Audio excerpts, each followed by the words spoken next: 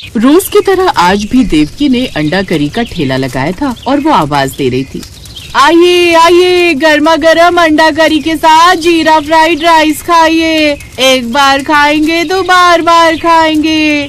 देवकी अपने अंडा करी बेचने के लिए आवाज लगा रही थी। तभी नत्थू वहाँ से गुजर रहा था तो वो अंडा करी खाने के लिए देवकी के ठेले पर आया और बोला, देवकी बहन लाओ, मुझे भी एक प्लेट अंडा करी और चावल लगा दो। ठीक है भैया, मैं अभी लगा देती हूँ। देवकी ने नत्थू को अंडा करी और चावल लगा कर दिए। नत्थू अंडा करी और चावल खाकर बोला, देवकी बहन वैसे तो तुम्हारा अंडा करी और चावल का स्वाद ठीक ठाक ही लगता है, लेकिन बहुत स्वादिष्ट नहीं लगता। अगर तुम थोड़े और स्वादिष्ट अंडा करी और चावल बनाती तो शायद तुम्हारा ठेला और ज्यादा चलता। क्या करूँ नत्थू भैया, मैं तो पूरी कोशिश करती हूँ कि मैं बहुत अच्छी अंडा करी बनाऊँ और मैं अपनी ओर से अच्छा बनाती भी हूँ। अब लोगों को मेरे हाथ के अंडे कभी पसंद नहीं आते तो इसमें मेरी क्या गलती है। मेरा काम तो बस इसे बनाना और लोगों तक पहुँचाना है ताकि लोगों का पेट भर सके।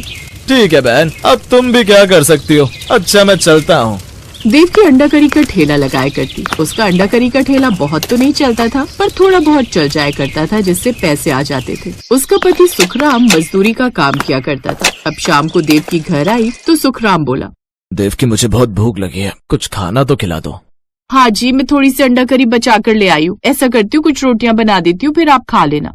देवकी तुम्हारी अंडा करी बस ठीक ठाक ही लगती है, बहुत स्वादिष्ट नहीं लगती। तुम इसमें कोई दूसरे मसाले क्यों नहीं डालती? अजी आप तो रहने ही दो, कौन सी आपको बहुत अच्छी अंडा करी बनानी आती है। और वैसे भी हर पति को अपनी पत्नी के हाथ का खाना अच्छा नहीं लगता, उन्हें तो बस दूसरों के घर का खाने की आदत है। ऐसे कुछ दिन बीत जाते हैं। एक दिन सुखराम की भतीजी नीलिमा उन दोनों से मिलने आती है। देवकी उसे भी अंडा करी और चावल खिलाती है। उसे खाकर नीलिमा कहती है, चाची वैसे तो आप अंडा करी ठीक ठाक ही बनाती हो, लेकिन अगर इसमें कुछ अलग से मसाले डाले जाएं तो आपकी अंडा करी और भी ज्यादा स्वादिष्ट बनेगी। ऐसा कहकर नीलिमा अलग अलग तरह के मसालों को रोस्ट करके और कुछ मसालों को पीसकर बहुत ही स्वादिष्ट अंडा करी बना देती है। नीलिमा और सुखराम को भी वो अंडा करी बहुत पसंद आती है। सुखराम कहता है, देवकी अगर तुम ऐसी अंडा करी बनाकर बेचोगी तो तुम्हारे ग्राहकों को वो बहुत पसंद आएगी।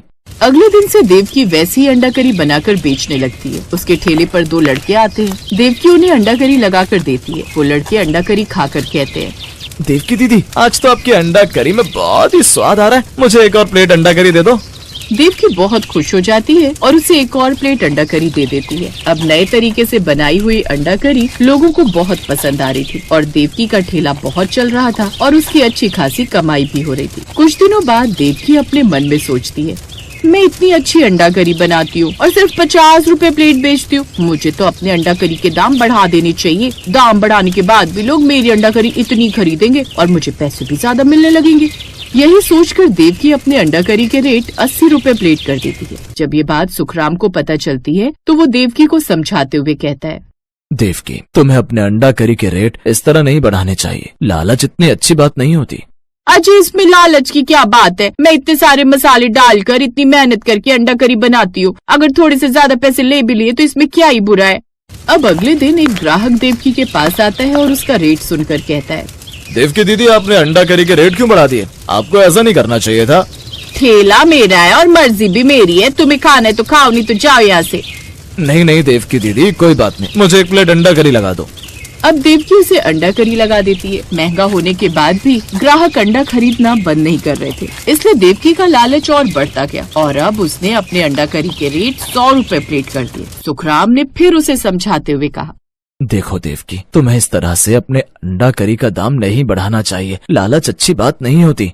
लेकिन देवकी ने सुखराम की बात पर कोई ध्यान नहीं दिया और इसी तरह लालच में देवकी ने अपने अंडा करी का दाम 150 रुपए कर दिया, जो लोगों को बहुत महंगी लग रही थी। लेकिन फिर भी लोग उसे खरीद रहे थे। एक दिन की बात है, एक नया अंडा करी वाला देवकी के ठेले के सामने ठेला लगा लेता है और वो चिल्ला चिल्ला कर अंडा करी बेच रहा था। अंडा करी 50 रुपए प्लेट, एक बार खा कर देखो, मजा ना आए तो पूरे पैसे वापस। क्या कहा? मजा ना आए तो पूरे पैसे वापस? भाई मुझे भी एक प्लेट लगा दो। राघव ने उस ग्राहक को अंडा करी लगा कर दी थी। ग्राहक अंडा करी खाकर बोला, अरे वाह भैया, आप तो देवकी से भी अच्छी अंडा करी बनाते हो और सबसे बड़ी बात यह है कि आपकी अंडा करी बहुत सस्ती है। जरा मुझे 2 प्लेट अंडा करी पैक कर दो, मैं अपने घर वालों को भी खिलाऊंगा। अब राघव के ठेले पर अंडा करी खाने वालों की भीड़ लगने लगती है और धीरे धीरे करके सारे ग्राहक राघव के ठेले पर ही जाने लगे और देवकी के ठेले पर केवल इक्का दुक्का ही ग्राहक आते। देवकी बहुत परेशान हुई और अपने पति से बोली, जब से एक नया अंडा करी वाले ने मेरे ठेले के सामने अपना ठेला लगाया है, तब से मेरे ठेले पर बहुत ही कम ग्राहक आते हैं। अगर ऐसा रहा तो मुझे अपना ठेला बंद करना पड़ेगा। देवकी, मैंने तो तुमसे पहले ही कहा था कि इस तरह अपने अंडा करी के दाम मत बढ़ाओ। इतना लालच करना अच्छी बात नहीं है। तो ठीक है ना, कल से मैं अपने अंडा करी के दाम फिर से 50 रुपए प्लेट कर देती हूँ। अगले दिन देवकी ने अपने अंडा करी के दाम फिर से 50 रुपए प्लेट कर दिए, लेकिन तब भी उसके ठेले पर कोई नहीं आ रहा था। तभी देवकी को गुल्लू दिखाई दिया जो राघव के ठेले पर अंडा करी खाने जा रहा था। देवकी ने उसे आवाज लगाई और बोली, गुल्लू भैया, अब तो मैंने भी अपने अंडा करी के रेट कम कर दिए हैं, तो आप लोग मेरे ठेले से अंडा करी खा लिया कीजिए ना। नहीं देवकी दीदी, आपने राघव भैया के कंपटीशन में अपने अंडा करी के रेट कम कर लिए, लेकिन हम अगर फिर से आपके ठेले पर आएंगे तो कल को आप फिर से अंडा करी के भाव बढ़ा देंगे, इसलिए हम राघव भैया के ठेले से अंडा करी ले लेंगे। ऐसा कहकर ग्राहक चला जाता है। अब धीरे धीरे करके देवकी के ठेले पर ग्राहकों का आना बिल्कुल बंद हो जाता है और देवकी को मजबूरी में अपना ठेला बंद करना पड़ता है। उसे उसके लालच की सजा मिल चुकी थी, इसीलिए कहते हैं लालच का अंजाम हमेशा ही बुरा होता है।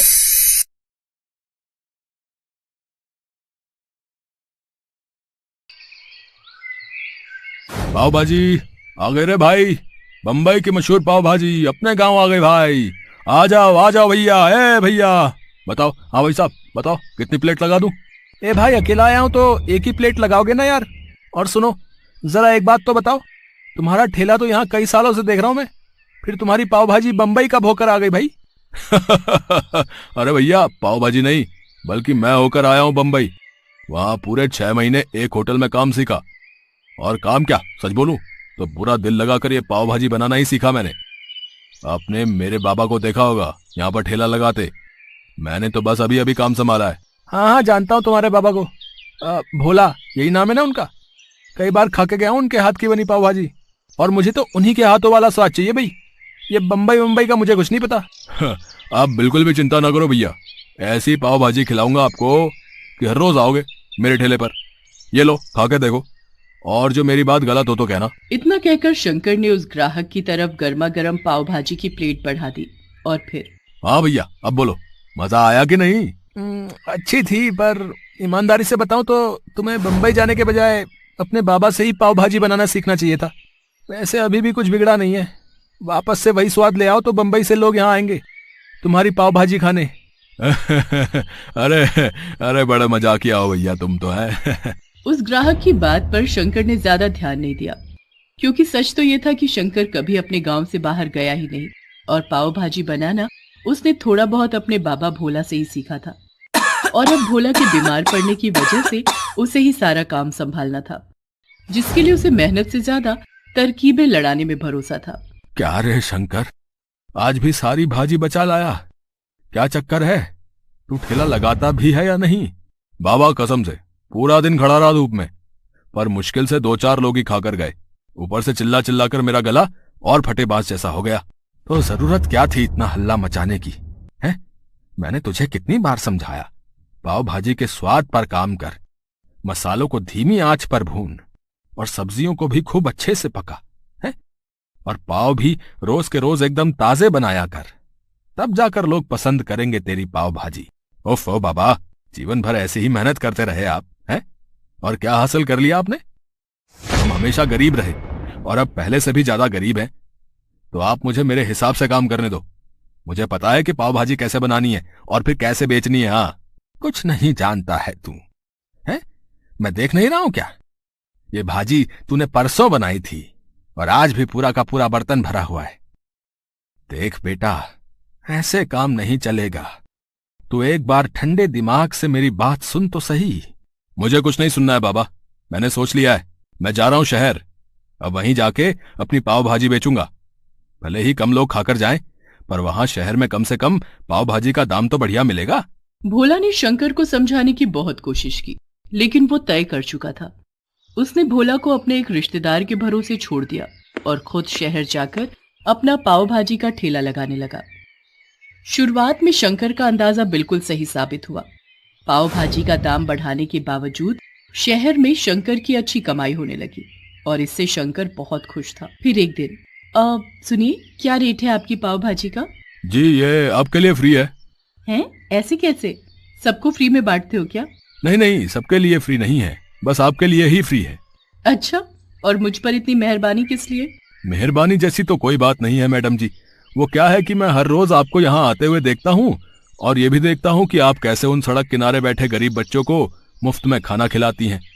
तो बस मैंने सोचा क्यों ना मैं भी आपके इस अच्छे काम का भागीदार बन जाऊं। पर आज मैं उन बच्चों के लिए नहीं बल्कि खुद के लिए पाव भाजी लेना चाहती हूँ। बहुत भूख लगी है, तो अब तो बताओ क्या रेट है पाव भाजी का? कोई बात नहीं मैडम जी, आपको पाव भाजी खिलाकर मुझे सच में बहुत खुशी होगी। आप पैसों की चिंता मत कीजिए, बस खाइए और बताइए कि पाव भाजी बनी कैसी है। उस लड़की का नाम राम्या था, जो देखने में जितनी सुंदर थी उतनी ही दयालु और व्यवहार कुशल भी थी। सच तो ये था कि पहली ही नजर में शंकर को राम्या बहुत पसंद आ गई थी। वो उसकी खूबसूरती का कायल हो चुका था। हालांकि वो खुद कभी राम्या से बात करने की हिम्मत नहीं जुटा पाया, लेकिन उस दिन जब राम्या खुद उसके ठेले पर आई तो शंकर ये मौका जाने कैसे देता। उसने राम्या के लिए पाव भाजी की प्लेट बिल्कुल अलग से तैयार की। स्वाद से लेकर पाव भाजी के रंग रूप तक उसने बहुत ध्यान दिया, साथ ही मक्खन डालने में भी बिल्कुल कंजूसी नहीं की। नतीजा, राम्या को उसकी पाव भाजी बहुत पसंद आई। मजा आ गया, पाव भाजी बहुत ही बढ़िया है सच में।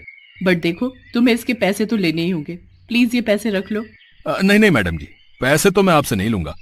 हाँ, पर एक मदद जरूर चाहिए थी आपसे। हाँ तो बताओ ना। मैडम जी, मैं अपने गांव से अभी अभी शहर आया हूँ काम जमाने, तो आप अगर अपने जानने वालों को मेरी पाव भाजी के बारे में बताएं तो बड़ी मदद हो जाएगी। हाँ हाँ, क्यों नहीं, मैं तुम्हारी मदद कर सकती हूँ। मैं आईटी कंपनी में जॉब करती हूँ और इसके अलावा एक संस्था के लिए भी काम करती हूँ, जो हर रोज कई सारे गरीब और अनाथ बच्चों के लिए खाने का इंतजाम करती है। मैं वहां तुम्हारी बात करवा सकती हूँ, तुम्हारी भी अच्छी कमाई हो जाएगी और इस बहाने बच्चे भी तुम्हारी पाव भाजी खाकर खूब खुश हो जाएंगे। शंकर को और क्या चाहिए था। अच्छी कमाई के साथ साथ उसे राम्या का साथ भी मिल रहा था। राम्या बहुत ही मिलनसार और दरियादिल थी। वो बिना किसी स्वार्थ के शंकर की मदद कर रही थी, इस बात से अनजान कि शंकर के मन में उसके लिए क्या चल रहा था।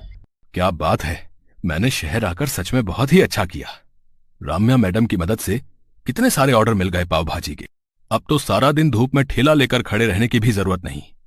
ऐसे ही चलता रहा तो बहुत जल्द मेरे दिन बदल जाएंगे और फिर मैं मैडम जी से अपने दिल की बात कहूंगा। अब वैसे उनकी बातों से तो ऐसा ही लगता है कि वो भी मुझे पसंद करती हैं। हो सकता है मेरे बोलने से पहले वो ही अपने दिल की बात कह दे। हैं? शंकर इसी गलतफहमी के साथ राम्या से मिलता रहा और खूब पैसे भी कमाता रहा। वो जल्द से जल्द अमीर होना चाहता था ताकि राम्या से शादी की बात कर सके, लेकिन ये इतना आसान भी नहीं था। राम्या खुद अच्छा कमाती थी, इसके अलावा उसका परिवार भी काफी अमीर था। बातों ही बातों में शंकर ये सब जान चुका था, इसीलिए अब वो ज्यादा पैसे कमाने के लिए कुछ भी कर। राम्या सुनो, वो पाव भाजी वाला वेंडर क्या नाम था उसका? हाँ शंकर, उसे आगे से ऑर्डर मत देना। लेकिन क्यों सर, कोई प्रॉब्लम है क्या? अगर बजट का इशू है तो मैं कुछ। नहीं, प्रॉब्लम उसकी पाव भाजी में है, जिसे खाकर बच्चों को फूड पॉइजनिंग हो रही है। कई बच्चों की तो क्रिटिकल सिचुएशन है। लेकिन सर, ये सब किसी और वजह से भी तो हो सकता है। अब मुझे नहीं लगता कि शंकर की पाव भाजी में कुछ प्रॉब्लम है, क्योंकि सर मैं खुद लगभग हर रोज उसकी पाव भाजी खाती हूँ। मैंने खुद उसके पास से आई पाव भाजी का सैंपल टेस्ट किया है राम्या, और ये बिल्कुल सच है कि उसकी पाव भाजी खाने के लायक तो बिल्कुल नहीं है। राम्या को ये सब जानकर झटका लगा। उसके लिए इस बात पर भरोसा कर पाना मुश्किल था, क्योंकि शंकर राम्या के लिए हमेशा अलग से पाव भाजी बनाता था, जिसमें वो हमेशा ताजी सब्जियां, ताजे पाव और सब कुछ बड़ी सफाई से डालता था। लेकिन उसके अलावा शंकर ने बाकी की पाव भाजी की क्वालिटी हद से ज्यादा गिरा दी थी। वो बाजार उठने के बाद वहां फेंकी गई बेकार और सड़ी गली सब्जियां उठाकर ले आता और उन्हीं से भाजी बनाकर तैयार कर देता। इसके अलावा मसालों और पाव के मामले में भी हालत ऐसी ही थी, और ये सब करके वो पाव भाजी की लागत को कम कर रहा था, फिर चाहे नतीजा कुछ भी हो। शंकर को लगा कि सड़क किनारे रहने वाले गरीब बच्चे कभी उसकी पाव भाजी को लेकर किसी से भी शिकायत नहीं करेंगे। लेकिन अब सच राम्या के सामने था, जिसे जांचने के लिए राम्या ने खुद शंकर के पास से गरीब बच्चों के लिए आई हुई पाव भाजी खाकर देखी। और फिर साहब, वो अपनी राम्या मैडम कहाँ हैं? कई दिन हो गए वो दिखी नहीं, और पाव भाजी का ऑर्डर भी नहीं आया आपकी तरफ से। पाव भाजी का ऑर्डर? बेटा तेरे पास तो पुलिस आएगी, कंप्लेन कर दी है मैंने तेरे खिलाफ। तेरी वो बकवास पाव भाजी खाकर पहले बच्चे बीमार पड़े और फिर राम्या बेचारी पिछले 4 दिनों से हॉस्पिटल में है। क्या नहीं, ऐसा नहीं होना चाहिए सर। आप मुझे शौक से जेल भेज देना, लेकिन उससे पहले मुझे एक बार मैडम जी से मिलवा दीजिए। आपका बड़ा एहसान होगा मुझ पर। मैं एक बार उनसे माफी मांगना चाहता हूँ और ये तसल्ली भी करना चाहता हूँ कि वो ठीक है। शंकर की आंखों में आंसू थे, जिन्हें देखकर एनजीओ मैनेजर का दिल पसीज गया और वो उसे राम्या से मिलवाने हॉस्पिटल लेकर गया। लेकिन राम्या ने शंकर से मिलने से साफ इनकार कर दिया। अब वो कभी उसकी शक्ल भी नहीं देखना चाहती थी और यही शंकर के लिए उसके लालच की सबसे बड़ी सजा थी।